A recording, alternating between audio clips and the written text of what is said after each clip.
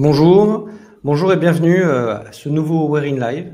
Je tiens aussi à faire un bonjour à tous les nouveaux participants qui connaissent pas encore le concept du Wear in Live. Donc c'est un événement qui dure 30 minutes, c'est rapide, c'est efficace. J'ai toujours un participant avec moi pour pouvoir discuter. C'est comme si vous étiez à la terrasse d'un café avec nous et vous pouvez échanger avec nous, certes par écrit. Donc n'hésitez pas à échanger. Le but c'est vraiment qu'on puisse échanger sur tous les sujets autour de la qualité logicielle, et notamment du quality engineering. Aujourd'hui, j'ai l'immense honneur de recevoir Kitty Rose. Donc, bonjour Kitty, merci d'être avec nous aujourd'hui. Bonjour, merci beaucoup de m'inviter. On va commencer par la traditionnelle question. Est-ce que tu peux te présenter auprès de notre auditoire? Ok, écoutez, je peux me présenter rapidement. Donc, je m'appelle Kitty Rose et j'ai travaillé dans différents secteurs, aussi bien en tant que chef de projet dans les essais cliniques que Head of QA dans la qualité en hardware, aussi au niveau aussi au niveau du pharmaceutique et également en SaaS et puis en presse, en finance. Et donc actuellement, je suis chez Caféine. Caféine, c'est une plateforme d'agrégation de contenu presse et de médias en ligne. Et ça permet, via un abonnement, en fait, de pouvoir consulter en illimité une certaine variété de contenus de presse, aussi bien le Libé, Figaro, l'Express, Society, Beansport, RTL. Le but, c'est d'avoir une espèce de Spotify, une Netflix ou une information et de permettre au plus grand nombre d'accéder à une information de qualité et neutre. Et donc, voilà, donc là, j'occupe le poste de Head of QA et Release Manager. C'est super ça. Et voilà. C'est vraiment une boîte tech au final avec beaucoup de solutions en ligne. Et c'est super intéressant comme sujet. Avant d'aller plus loin et de nous parler, toi, de ton aventure humaine et de tout ce que tu peux apporter dans cet échange, c'est quoi toi aujourd'hui ta vision, ta perception de nos métiers et notamment de comment on a évolué vers du quality engineering? Voilà, on n'est plus dans le mode traditionnel où on clique sur des boutons. Je pense qu'aujourd'hui, comment tu vois ça, comment tu le vois dans ton quotidien et comment tu le vois évoluer dans les semaines, mois et années à venir? Alors, ce qui est très intéressant effectivement dans ce que tu viens de me dire, c'est que on n'est plus du tout dans une espèce de taylorisation en fait des tâches. On ne peut plus parler en fait uniquement de testing quand on est en quality engineering, surtout lorsqu'on est en startup. On arrive souvent dans des structures, des organisations où on doit tout commencer from scratch. En fait, il y a souvent en fait pas forcément de qualité, pas forcément d'écrit, pas forcément de process. Et ce qui est très intéressant là-dedans, c'est que à partir du moment où on arrive, on répond à un pain point. Et le pain point, en fait, effectivement, c'est on n'arrive plus à mettre autant de qualité, il y a beaucoup de bugs, on ne peut pas avoir le niveau de qualité qu'on recherchait, ou les personnes qui s'occupaient de la qualité à un moment ne peuvent plus le faire parce que ça prend beaucoup de temps et c'est une grosse charge en fait. Et donc on arrive au départ avec ce système en quelque sorte en gros de gérer, de soulager un pain point et c'est nous qui devons basculer ensuite sur qu'est-ce que c'est que la qualité, qu'est-ce que c'est que de mettre en place une stratégie qualité au sein d'une organisation, surtout comme une start-up par exemple. J'ai souvent travaillé dans des petites structures comme soit des PME, soit des start-up. C'est comment on arrive justement à mettre en place un système d'organisation de la qualité. Et la qualité, c'est pas seulement des tests. C'est aussi il y a aussi du quality engineering, donc du coup une vision qui va être très très forte avec les techs, mais aussi une évangélisation de la qualité au sein de l'organisation. Ça, je peux en parler pendant des heures. Je suis aligné avec toi, c'est un énorme sujet sur l'évangélisation. Souvent d'ailleurs, moi je me bats un peu à ce terme de quality assurance. Souvent, le testeur ne peut pas assurer la qualité tout seul et ce rôle d'évangélisation est important pour que ça soit porté par le plus grand nombre et qu'on puisse délivrer avec un niveau de satisfaction adéquat dans toute la structure et dans toute l'organisation produit. Ce qui se passe, c'est les choses évoluent, je trouve, positivement. Alors peut-être que j'ai un biais, parce que je suis beaucoup dans ces organisations-là. Je trouve qu'on n'est plus, c'est le QA le responsable de la qualité. On lui donnait le pauvre beaucoup de responsabilités sur ses frêles épaules qu'il ne pouvait pas gérer tout seul.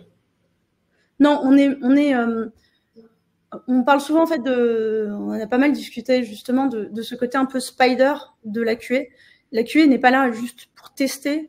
La QA, c'est un peu vraiment, surtout sur cette partie elle a une très très bonne connaissance du produit.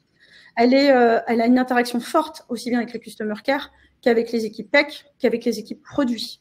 On a une vision claire, finalement, d'une certaine manière, de l'organisation telle qu'elle est, dans sa manière de concevoir un produit, de sa manière d'avoir une vision aussi bien du produit que de sa manière de vouloir travailler avec les autres. Et c'est là qu'on a un atout qui est extrêmement central.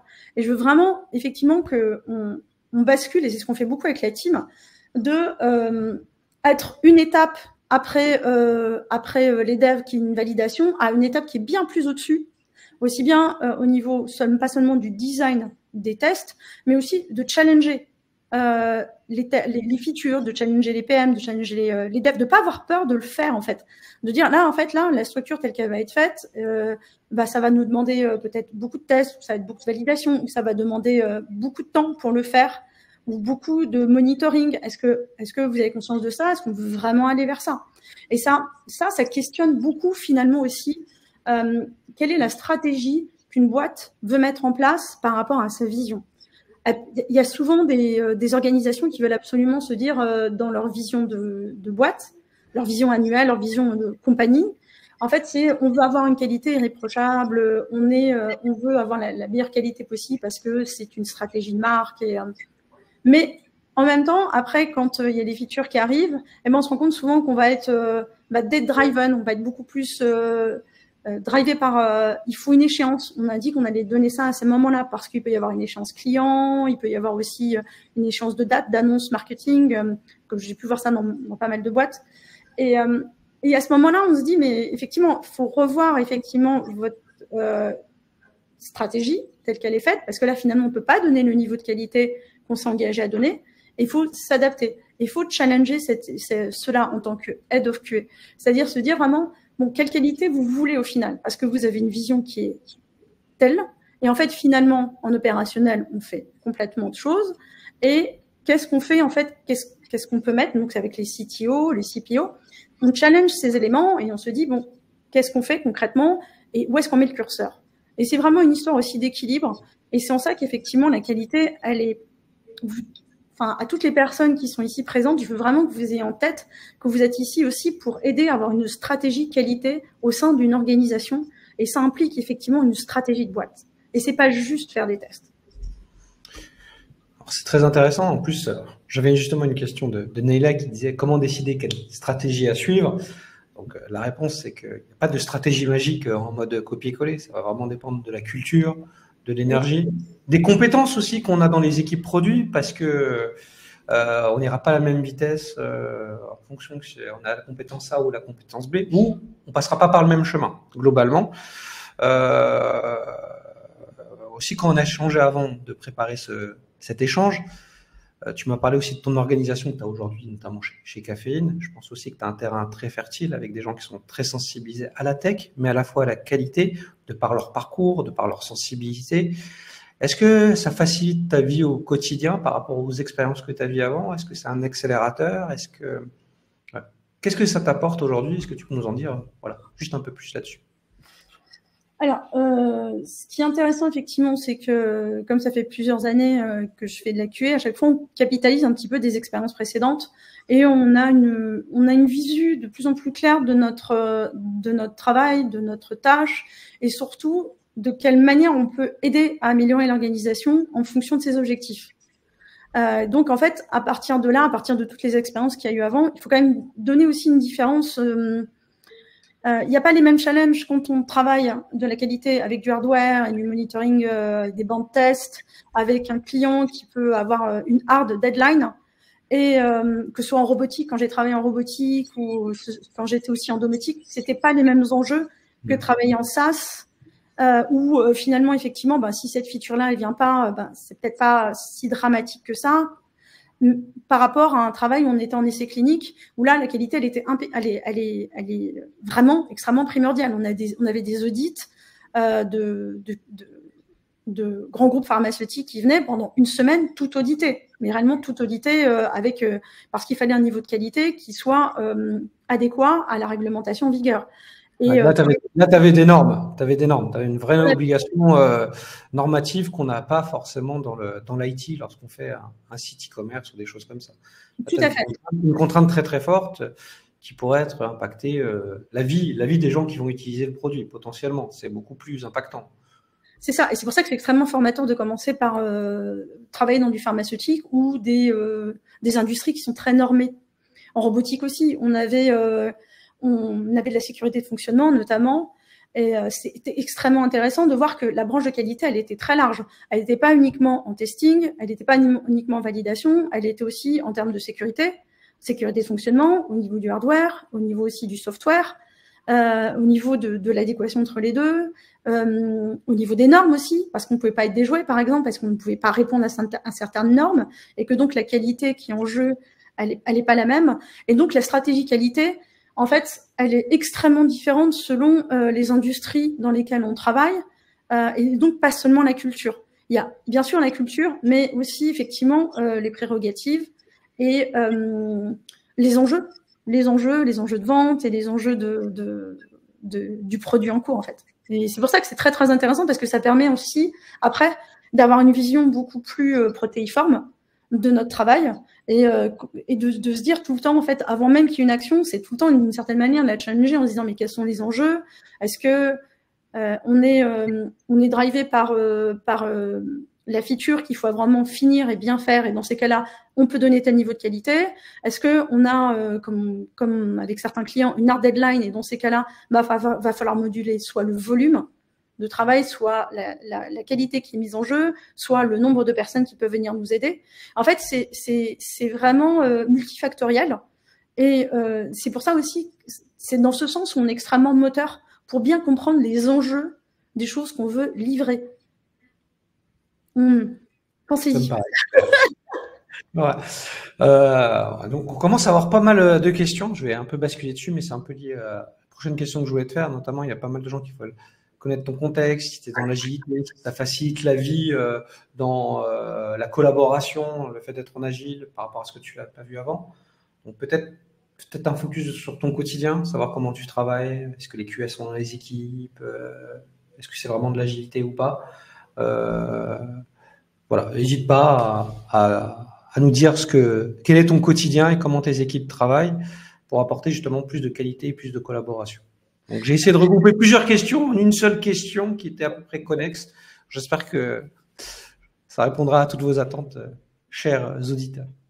Alors, notre quotidien, actuellement, en fait, on est passé un petit peu d'un mode agile à un mode plutôt shape-up, donc qui émerge beaucoup dans le milieu des startups, dans le milieu de la finance où j'étais avant, on était aussi en shape-up.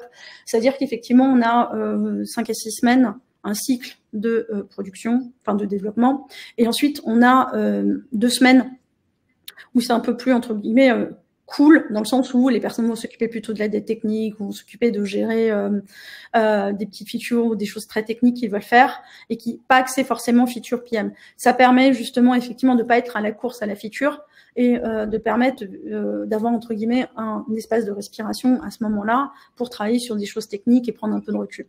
Et donc là, nous, on est en fait dans des organisations de cycles comme ça, avec des cycles de feature de 5-6 semaines, plus une petite période de 2 semaines, qui est plutôt cool, entre guillemets, la période cool. Et donc, les équipes travaillent, on a une partie d'automatisation, de l'équipe d'automatisation, dont certaines personnes sont là. Et on a une partie encore de personnes qui font encore du travail manuel, qui elles, s'occupent d'être avec les équipes au moment du design de la structure de la feature pour créer les suites de tests, la stratégie de test, et comprendre effectivement les specs pour pouvoir ensuite travailler avec les devs, et puis pour pouvoir faire en sorte qu'on ait des tests et une validation qui soient appropriés. Du coup, en fait, tu as les QA qui sont sous ta responsabilité, mais qui sont dans les équipes pour apporter le maximum de valeur et les aider à mieux collaborer et mieux délivrer.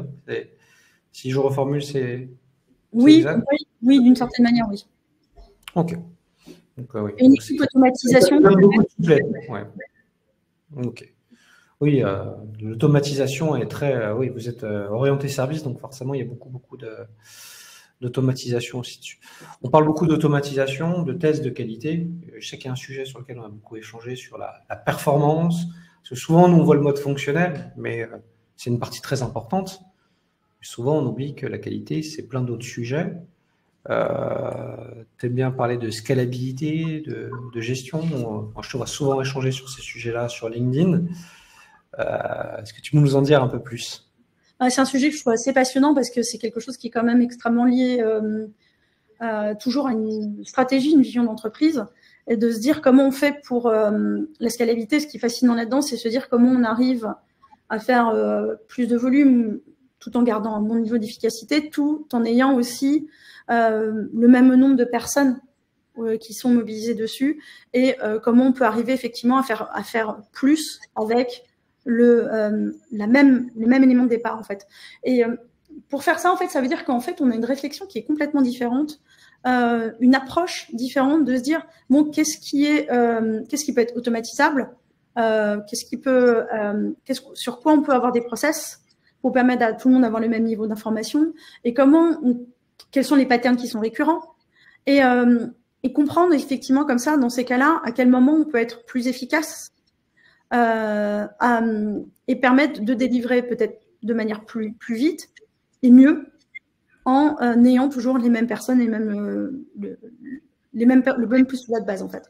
Et c'est quelque chose que je trouve extrêmement intéressant parce que ça challenge l'ensemble des éléments que nous avons.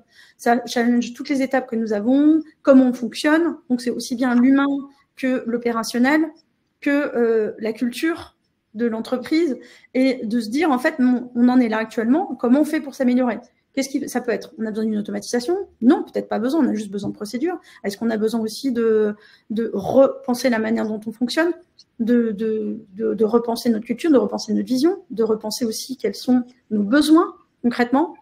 Et c'est pour ça que ce sont des éléments, on a l'impression, on va se dire, c'est peut-être pas des tests, mais ça peut ramener énormément de choses au niveau de la qualité du delivery, la qualité dans notre communication, et ramener effectivement aussi d'autres métriques qui sont indirectes. Ça peut permettre, quand on est dans une organisation qui est structurée, on comprend tout, on a aussi moins de très bons éléments qui partent, on a moins de tension aussi entre les gens, on a moins d'incompréhension parce qu'on sait tous qui doit faire quoi et comment et à qui s'adresser.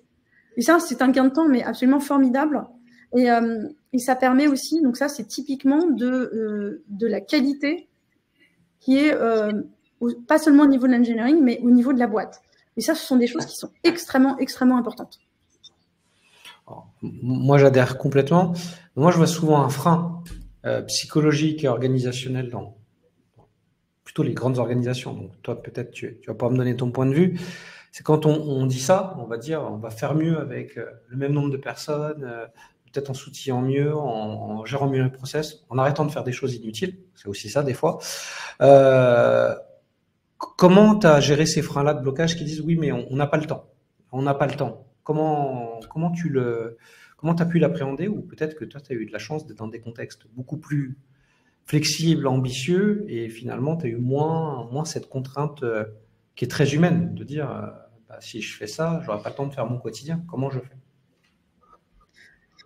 C'est-à-dire, on n'aurait pas le temps de faire de la qualité ou de faire. Pas de dire d'automatiser, de faire des choses mieux pour pouvoir le faire, parce que déjà aujourd'hui, on doit faire ce qu'on doit faire bien, et j'ai déjà du mal à le faire aujourd'hui. Comment tu arrives c'est plus une question finalement de management à convaincre et à aider à prendre les bonnes décisions qu'une question technique. Comment tu as levé ces freins psychologiques au quotidien? Est-ce que finalement, tu étais peut-être dans des structures où la culture, l'innovation et d'essayer des nouvelles choses, bah, c'était pas un frein, finalement, c'était plutôt un moteur, où tu avais certains éléments pour qui il fallait un peu plus les accompagner pour que tu les emmènes vers cette conduite de faire plus, mais grâce à une autre façon d'appréhender un problème, ou que ce soit technologiquement ou via des processus, comme tu l'as dit. Alors, l'évangélisation, ça amène forcément une conduite au changement et une bonne analyse des ressorts humains et des personnes que nous avons en face de nous. Donc, ce qui va être très important, à partir du moment où on veut mettre en place de l'évangélisation axée sur de la qualité, c'est déjà d'avoir un soutien de la part des C-level qui est absolument fondamental, parce qu'on ne peut pas être seul à gérer le changement et à mettre en place le changement. Les C-level ne peuvent pas mettre ça sur les épaules d'une seule personne, sur une conduite au changement, avec des personnes où elles n'ont pas une autorité hiérarchique. Donc, c'est quelque chose où, à partir du moment, déjà, ça demande déjà une clarification très très claire au niveau des C-level, et ensuite un partenariat, par exemple, très très fort, par exemple avec les tech leads, comme nous avons pu faire auparavant. C'est-à-dire discuter déjà avec les tech leads, voir parce que ce sont nos meilleurs ambassadeurs ensuite au sein des équipes dev pour insuffler, par exemple, une meilleure qualité de code, une aide pour qu'on puisse améliorer le déploiement. Je donne des exemples comme ça, hein, ou de permettre effectivement à ce que la release, on ait une uniformisation de certains éléments pour permettre effectivement que la release se passe 3 fois ou 4 fois plus vite. Hein. Ça passe pas forcément par l'automatisation, ça passe par d'autres manières de procéder. Et il faut mettre en avant en permanence le fait qu'on n'est pas là pour les contraindre, mais on est là pour arriver à obtenir qu'on puisse travailler de manière tous plus efficace à moyen terme et à long terme. On est effectivement sur des contraintes à court terme, mais on va vers de l'amélioration à moyen terme et on va dans la scalabilité et surtout dans une manière de beaucoup mieux structurer l'organisation, la maturation de l'organisation à long terme. Et c'est ça qu'on présente aussi. On n'est pas là pour les contraindre. Il faut convaincre. Je suis assez en phase. Et tu peux pas le faire sans le sponsoring très fort de la direction. Je suis tout à fait aussi en phase avec toi. Sans sponsor, sans vision globale et embarquer les tech leads, en effet, c'est indispensable. Justement, ça me fait rebondir sur 2 questions qui sont relativement proches. C'est justement comment tu détermines que tu as atteint un meilleur niveau de qualité ou un niveau de qualité suffisant. Et il y a une question qui est très proche aussi, justement, quels sont les KPI que tu mets en place? Pouvoir mesurer ça et démontrer que la transformation, elle est sur les bons rails. En fait, on part toujours d'une analyse de l'existant, en fait. Ça va être, je peux pas vous donner des KPI génériques qui n'auraient aucun sens entre une validation d'application robotique et caféine, où on a un SaaS, en fait. Ou quand on a de la qualité avec des mesures sur une carte électronique. Donc, on part déjà de l'existant, on part des besoins, on part des lacunes que nous avons, et ensuite, effectivement, on voit à partir de là, suite, par exemple, aux exigences clients ou aux exigences PM, on travaille aussi avec les C-level, on voit effectivement, nous, après, en qualité, on dit, voilà, au vu de ce que nous avons actuellement, nos KPI, elles vont être plus axées là-dessus, on va essayer de faire beaucoup plus d'automatisation, par exemple, c'est ce que nous faisons ici, hein, on a des KPI, on a des OKR qui nous permettent effectivement de se dire qu'on a des objectifs de delivery qui soient plus rapides grâce à l'automatisation, qu'on est aussi au niveau qu'on aide à collaborer sur du quality engineering en mettant en place des bons principes de way of working, avec du travail effectivement aussi sur la qualité de code. Ça, on travaille beaucoup avec des tech leads. Qui sont très très efficaces aussi là-dessus. J'ai eu d'autres enjeux en robotique comme j'ai eu d'autres enjeux en pharmaceutique. Vous voyez, il faut ce que je peux vous donner vraiment comme conseil, parce qu'au-delà de mon expérience, c'est vraiment d'essayer de vous communiquer une bonne pratique, un mindset, c'est observer vraiment, n'ayez vraiment pas du tout peur d'observer ce qui se passe, de questionner les gens. Si vous sentez qu'il y a des gens qui sont vraiment, vous sentez smart dans des réunions et tout ça, allez les voir, posez-les leurs questions et essayez de comprendre comment ils fonctionnent. Moi, j'ai eu des PM, je pense à Marie-Charlotte, ou je pense à une autre personne, Nathalie Routier, j'ai eu des personnes que j'ai trouvées extrêmement brillantes, qui étaient pas forcément en lien avec la qualité, mais qui m'ont énormément permis de comprendre dans la manière dont elles fonctionnaient, comment elles arrivaient à aller voir plus loin, le mindset, la manière dont elles comprenaient soit des patterns, soit comment elles comprenaient de manière macro des éléments de l'organisation telle qu'elle est faite, ou les interactions PM, QA Dev, ou Release Manager, notamment pour du déploiement. Et je les ai trouvées, il faut pas hésiter à aller voir des personnes comme ça, discuter avec des personnes comme ça, observer et comprendre. Et à partir de là, je peux vous assurer qu'effectivement, vous comprendrez complètement autrement votre travail en qualité et repenser votre manière de faire en qualité. On n'est pas seulement dans du... le but, ça va pas être tous les mois de rajouter des tests. Parce que ça veut dire quoi? Il faut aussi penser à la maintenance, il faut aussi penser aussi à l'intérêt de ces tests. Est-ce que vraiment ces tests ont d'intérêt? Quels sont les impacts si ils cassent régulièrement? Qui doit les maintenir? Qu'est-ce que ça va? Plus on en rajoute, plus il y a des risques de problèmes. Est-ce que ça veut dire qu'il faut rajouter aussi de la communication supplémentaire avec les devs? Il y a tous ces points-là où on doit réfléchir de manière, entre guillemets, multifactorielle sur quelque chose que l'on fait. Et l'impact d'une métrique aussi bien au niveau opérationnel qu'au niveau, du travail des interactions avec les équipes. Ouais, par exemple. Très intéressant. Je ne sais absolument pas si j'ai répondu à la question, mais en tout cas, j'ai été inspirée. Non, c'était pas mal. J'ai une autre question avant peut-être de poser une dernière question. C'est un sujet qui revient régulièrement, notamment parce qu'il va y avoir des obligations normatives sur l'accessibilité. Est-ce que c'est un sujet qui est déjà pris en compte chez Caféine ou qui est en cours sur l'accessibilité au plus grand nombre sur cette partie de qualité? Oui, ça fait partie des tests que nous faisons, oui, bien sûr. Oui, mais c'est important de toute façon, quand on a une application, ça fait partie des éléments dont on doit être conscient et qu'on doit gérer, effectivement. Ça fait partie, effectivement, aussi du fait de se dire, on doit s'adresser à qui on s'adresse.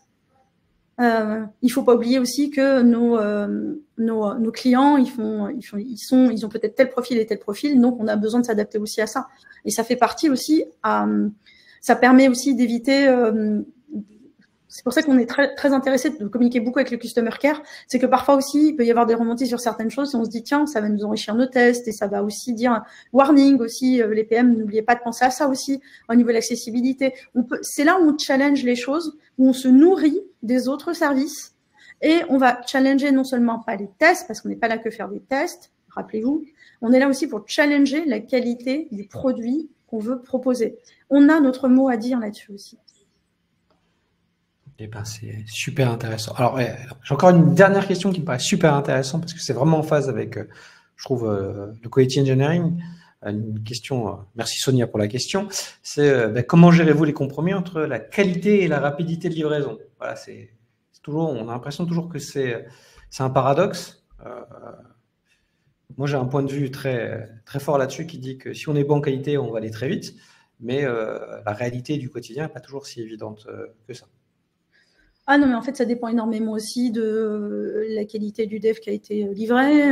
Ça dépend aussi du temps qu'on a pour tester la feature. Est-ce que la feature elle est complexe? Est-ce qu'elle est peut-être beaucoup plus simple? Qu'est-ce qui va être priorisé? Si on a on a eu un très gros client quand on était en domotique, on faisait du ultra wideband. À un moment, on avait beaucoup de soucis en fait de comprendre la feature parce que c'était un projet qui était extrêmement confidentiel. Donc on avait énormément de mal à pouvoir faire des tests pertinents puisqu'on ne savait pas où étaient localisées les antennes par exemple. Et donc on avait ces soucis-là, on ne pouvait pas recevoir ces informations-là. Et en fait, on a beaucoup challengé et on avait une hard deadline. Donc à un moment, on a beaucoup challengé, on a mis en face les équipes, le directeur software, les équipes PM, en disant nous sommes impuissants là-dessus, nous ne pouvons pas vous garantir si nous n'avons pas cette information-là. Et ensuite, si vous nous donnez que 3 jours, nous ne pouvons atteindre que ce niveau de qualité avec les équipes que nous avons. Est-ce qu'il y a des personnes éventuellement qui peuvent nous aider? Nous pouvons garantir en échange de fournir tel élément pour nous aider aussi. Et donc, en fait, à un moment, c'est toujours partir du constat de base, que je vous ai dit tout à l'heure, le postulat de base, et de se dire que peut-on faire avec ça et qu'est-ce qu'on peut moduler. Et on peut toujours moduler et on peut toujours négocier. Et c'est-à-dire qu'effectivement, à un moment, c'est pas juste débrouillez-vous, vous avez 2 jours pour le faire. Parce que ça, dans ces cas-là, moi, je sais que je dis un non, mais direct. C'est pas l'organisation, elle doit se responsabiliser aussi. Et là, la qualité, comme on a dit tout à l'heure au tout début, c'est pas juste un service qui est à la disposition des autres pour se dépêcher de tester parce qu'ils arrivent la dernière étape avant le déploiement. C'est beaucoup plus complexe que ça et il faut vraiment qu'on ait un travail collectif. Et d'où l'évangélisation en qualité pour permettre d'éviter ce genre de choses et de réfléchir ensemble, de se dire qu'est-ce qu'on peut faire? Il faut qu'on atteigne tel niveau. Moi c'est ça que je fais avec les C-level, par exemple, et les tech leads, et les PM. On a 3 jours, qu'est-ce qu'on fait? Où on peut aller? Où est-ce qu'on peut aller? Sur quoi on se met d'accord et sur quoi on s'aligne? Et qui peut nous aider si vous souhaitez effectivement faire ça alors que le curseur n'est pas possible? Donc, tout est possible, mais il faut donner tous les atouts en carte dans les mains et c'est ça qui est très utile en tant que Head of QA. Donc, ça veut dire quoi en fait? Ça veut dire qu'en qualité, vous devez vraiment, quand vous travaillez en qualité, vous devez vraiment non seulement comprendre comment fonctionnent les autres services, mais aussi avoir des bonnes qualités de communication. Merci pour la réponse, Kitty. Moi, j'ai une dernière question avant de clôturer cet échange qui est fort intéressant et fort passionnant. On a parlé de nos évolutions, mais aussi on voit bien qu'on doit intégrer de plus en plus de nouvelles compétences pour pouvoir accompagner le maximum de personnes dans l'évangélisation, dans la transformation, dans la qualité du delivery. Mais au final, pour toi, si tu dois prendre une seule compétence indispensable qu'on devrait développer, en tant que QA notamment, ce serait laquelle? Disons que c'est, je dirais, c'est un soft skill, c'est comprendre fondamentalement l'organisation dans laquelle on travaille et quelles sont nos marges de manœuvre. Qu'est-ce qu'on peut faire? Qu'est-ce qu'on nous aurait à faire dans les cultures d'entreprise? Si on peut le challenger et être très bon dans ce qu'on fait déjà en test et tout, dans ce qu'on fait en qualité, c'est fondamental dans la partie technique, mais c'est vraiment travailler le soft skill, c'est-à-dire comprendre où on est, dans quelle organisation on est, quel espace de liberté, entre guillemets, on a pour challenger les choses, et à partir de là, ne pas hésiter aussi à réfléchir de manière active sur ce qu'on nous livre. Et ne pas juste, par exemple, se dire, on doit tester juste ce petit truc, on va le tester. On est dans quoi? Qu'est-ce qui est lié à quoi? En fait, pourquoi? Qu'est-ce qui se passe? En fait, il faut vraiment être actif dans son travail et avoir un mindset où on se dit tout le temps où on en est. Est-ce qu'on améliore vraiment la qualité si on rajoute ça? Qu'est-ce qu'ils veulent faire? Où ils veulent en venir? Et là, les techs, est-ce qu'ils ont pensé à faire ça? Ça fait 8 fois qu'on a le même problème qui revient. Est-ce que là, il ne faut pas effectivement remonter l'info en disant on ne veut plus continuer comme ça. Il faut vraiment qu'il y ait une discussion avec les techs pour dire là, est-ce que vous ne pouvez pas améliorer les tests unitaires que vous faites dans vos devs? Et là, la feature qui est mise, la spec, elle change tout le temps. Sur quoi on se base pour travailler? En fait, c'est tous ces éléments-là où n'ayez pas peur d'être actif et réfléchir, entre guillemets, sur tout ce qui se passe et les processus actuels et n'hésitez pas à les challenger si vous estimez que c'est pas de la qualité. Je veux vraiment vous dire en fait à quel point ça c'est une qualité qui est très très précieuse parce que ça peut vous permettre non seulement de bien faire votre travail, mais aussi de pouvoir progresser dans une organisation. Dans notre travail, là où je suis actuellement à Caféine, Raphaël Rodriguez, c'est un ancien Head of QA qui, parce qu'il est parti dans ce bon mindset de dire tout le temps, je vais pas lâcher, je vais essayer de comprendre ce que je fais, où on en est. Ah, peut-être que si on peut améliorer la qualité là, il faut que j'apprenne à faire ceci, cela ou cela. De pas avoir peur de sortir, entre guillemets, de juste son cadre et de se dire, voilà, moi, je peux aider à faire ça en faisant ça et tout ça, en apprenant ça. Eh ben, il est CEO actuellement, il est acting CTPO aussi. Donc, c'est-à-dire qu'il est arrivé à des niveaux de C-level. Et vous pouvez le faire aussi, vous aussi. Vous avez peut-être envie de faire juste que de la QA ou dans le sens où c'est très, très bien, parce que moi, j'aime bien faire ça aussi, j'y suis dedans. C'est aucun problème. Mais croyez-moi que plus vous allez améliorer cette manière de faire, cette ouverture d'esprit, de faire des liens entre les choses, et il y a des organisations, surtout en start-up, où on reconnaît ce genre de mindset et vous pouvez monter en C-level vraiment en conservant ce côté de cette curiosité d'esprit, d'apprendre tout le temps. Il y a plein de livres maintenant, il y a plein de trucs avec Internet. Ne vous bloquez pas avec du ISTQB. Je m'en fiche du ISTQB, vraiment. Il y a un mindset, vraiment un mindset, des soft skills où vous dites que vous n'avez pas peur d'explorer, de comprendre quelles sont les choses, quels sont les liens, de les challenger et ensuite, comme ça, à partir de ce moment-là, vous avez une vision vraiment acérée du produit que vous êtes en train de tester et de comment l'organisation fonctionne pour le builder, pour le mettre en place, pour le développer et le concevoir et ensuite le déployer. Vous êtes au milieu de tout ça, vous êtes hyper précieux.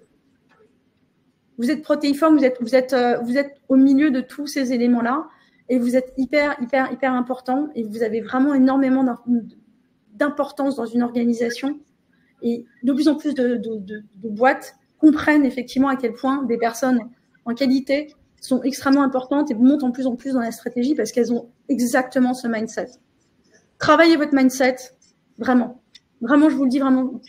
C'est bien d'avoir des hard skills, mais n'ayez pas peur de progresser en permanence et de suivre des gens qui sont acérés et qui ont une intelligence de compréhension aussi bien macro que micro. Je trouve ça super intéressant et j'ai souvent moi aussi ce discours-là. Alors les hard skills sont indispensables parce qu'on en a besoin dans notre quotidien. Mais si on veut travailler dans les projets les plus intéressants, les boîtes les plus intéressantes, avoir la capacité de faire n'importe quel job après dans la tech, sans soft skills, c'est un peu compliqué. Donc, moi, je vous encourage à les développer. On peut les développer de différentes façons, en allant dans des communautés de pratiques qui ne sont pas les nôtres, celles du DevOps, celles des Product Management, en partageant ses expériences en interne, dans des meet-up externes, pas hésiter à faire des conférences, rédiger des articles. En gros, le meilleur moyen pour y arriver, c'est de sortir de sa zone de confort. Et c'est comme ça qu'on va apprendre en marchant, globalement, à courir et à aller de plus en plus vite vers des différentes activités. Donc, moi, je trouve ça très pertinent de dire, voilà, s'il y a une compétence à avoir, développer les soft skills. Donc, voilà, je peux que abonder dans ce sens-là. Merci Kitty pour ce fort conseil que j'espère que vous allez tous suivre. Apprenez à communiquer aussi, c'est super important. N'ayez pas peur de dire ce que vous faites. C'est pas de l'arrogance, c'est de la communication. Quand vous dites où vous en êtes, qu'est-ce que vous avez fait, qu'est-ce qu'il y a et quelles sont les limitations peut-être que vous avez à certains moments, vous aidez l'entreprise. Vous aidez pas que vous-même, vous aidez aussi l'entreprise et en donnant, n'hésitez pas aussi à synthétiser aussi ces informations. Quelles sont les informations les plus importantes que vous pouvez monter, aussi bien si vous êtes dans une équipe ingénieur QA, à remonter au head-off, à remonter au PM. Challenger tout ça. Qu'est-ce que vous êtes fondamentalement utile et vous avez plein de choses à communiquer. Ne vous invisibilisez pas. Tout à fait. Comme vous voyez, Kitty, comme moi-même, nous sommes des gens très passionnés, donc je pense qu'on pourrait en parler encore toute la journée.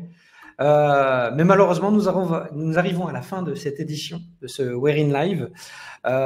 Donc, désolé pour la frustration et quelques questions auxquelles on n'a pas pu répondre, mais n'hésitez pas à nous contacter directement sur nos LinkedIn personnels. Donc, je remercie Presley qui m'aide à l'organisation de cet événement, qui a mis le lien en direct. N'hésitez pas à le suivre et à nous contacter et on répondra à vos questions avec le plus grand plaisir. Donc, je termine par vous remercier, vous, chers participants, qui nous avez écoutés et posé ces questions très intéressantes. Et un grand merci à Kitty pour sa passion, son énergie, sa fougue, sa communication. Donc, voilà, ne change rien et encore 1000 fois merci. Merci à vous tous et voilà, n'oubliez pas, pensez-y. Et suivez LinkedIn, regardez, il y a des gens hyper intéressants que vous pouvez suivre, vraiment. Et notamment Kitty. Hein.